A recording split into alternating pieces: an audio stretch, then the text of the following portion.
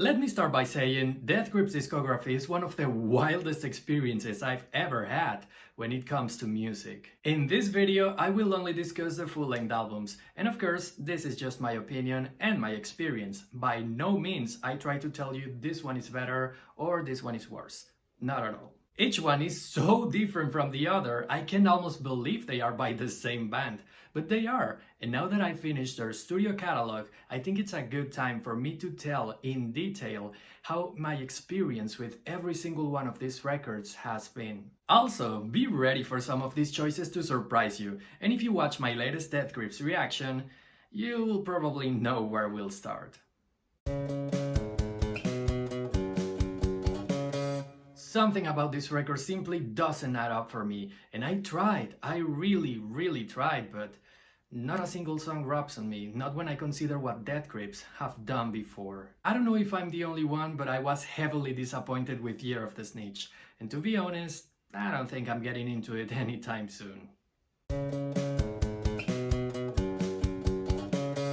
From here, I've liked every single record Death Grips have released, but Government Plates is a little low on the list because, well, it shows how the band was getting tired, and most of the songs here, despite being of great quality as always, are not as memorable as the ones on their previous or latest releases, at least not for me. My favorite song from Government Plates, however, is San Bunny, because it's a great track to represent what lurks in the sound of Death Grips. The only reason this album is this low on the list is because I don't listen to it that often. Instead, I listen to the songs I like better from it, but whenever I decide to lose myself in its atmosphere, holy damn, it's still a one-of-a-kind trip. Also, in No Love Deep Web, we got Death Grips at their most sexual, so this record is also great for, you know, but make sure your partner doesn't freak out, some people are not into it. And my favorite song from it is the closing track Artificial Death in the West, because it is for me the greatest representation of the dark but inciting atmosphere on this record. This double album is like Hannah Montana, it has the best of both worlds. On one hand we got this crazy megamix type thing. In the other we have a more single focus album that resembles their Money Store and Exmilitary times. The biggest difference though is how in the Powers That Be, Death Grips explores something we never thought we'll see, an intimate and mature side of them, a window to what was really going on in the band. In certain ways, this record feels like closure, which is also the reason why it isn't any higher on my list, because it would have made much more sense if it was the last, a beautiful burst of aggressiveness and self-aware insanity to say goodbye. My favorite song from it is Psst, Psst. Not kidding, just pronouncing that name is hilarious, but it's also a banger, an absolute banger, and I love not knowing if when it plays I should burst into laughing or simply enjoy it. You know, most of the time when a band comes back from a break, they don't do it with this kind of energy. I said it during my review of it, and now I say it again. Bottomless Pit is the most refreshing record Death Grips have put out. You can feel how connected they are to the music and confident of their sound. The energy here is so consistent and so endurable, it rarely saturates you like it happens with other releases. Everything here is controlled and balanced, and if I had to introduce Death Grips to someone, this would be my starting point. My favorite song from this record is Eh. So mesmerizing, so relaxed, the video so psychedelic. I love chill grips, and if there is a song to help you say "I'd fuck it" after a long day, that's gotta be this one. For some reason, the Money Store has always given me a futuristic feeling. It's dark and ominous at times, but it's always progressive. It has that spark of revolution out of pure anger I can only compare to bands like Sex Pistols and Nirvana.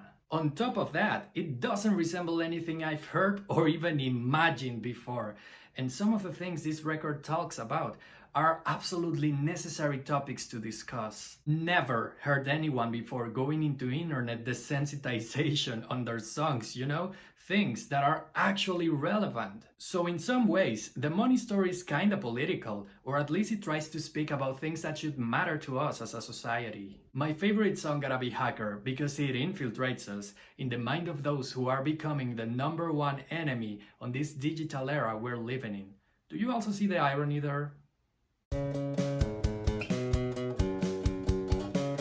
The Money Store might be Death Grip's most socially straightforward record, but Exmilitary is pure fucking madness. Everything here is so raw and thirsty for blood. It sounds like the record wants to beat you up and leave you for death in an alley, and somehow you're okay with it. Obviously, you wouldn't do something like that in real life. What I'm trying to explain here is that feeling of danger, which is also why this record is so appealing to me. Exmilitary pushes every known boundary to rap, both lyrically and musically, but within all that madness, there's a certain elegance. In the dirt, you'll find the truth, and this record is full of it when you pay attention to the lyrics and how they interact with the music. And that is why my favorite song here is Culture Shock, because if there's a song that best represents the times we're living in, it's gotta be that one. Not only because of the words, but for the music itself. The beat is so digital and so artificial, but I could listen to it all day because it sounds like pure internet. And if you think about it, that's one of the things we associate the most with Death Grips. This song is self-aware in levels only their creators can understand.